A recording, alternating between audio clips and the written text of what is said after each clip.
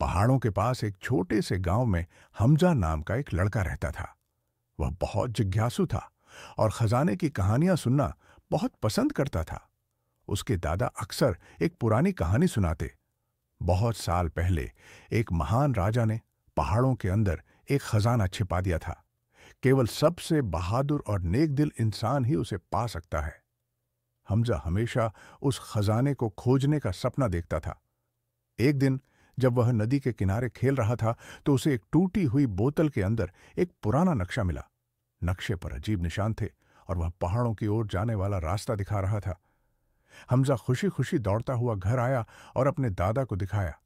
यह तो वही खजाने का नक्शा लगता है, दादा ने हैरानी से कहा। हमजा ने फैसला किया कि वह खजाने की खोज करेगा। उसने कुछ खाने का सामान, एक लालटेन और एक रस्सी अपने बैग में रखी।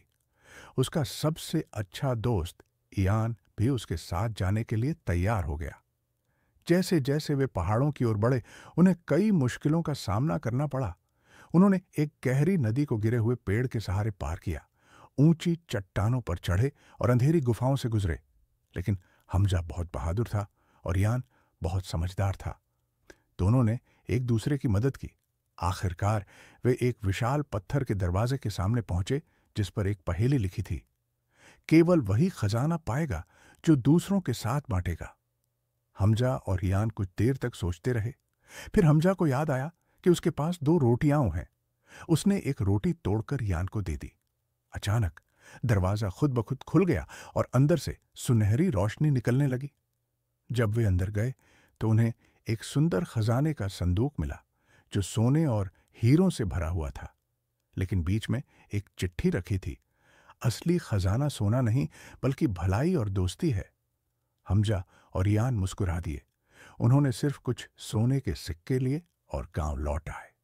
इस खजाने से उन्होंने गांव में बच्चों के लिए एक स्कूल और खेल का मैदान बनवाया। हमजा को समझ आ गया कि असली खजाना दौलत नहीं बल्कि वह अच्छाई है जो हम दूसरों के लिए करते हैं। यह कहानी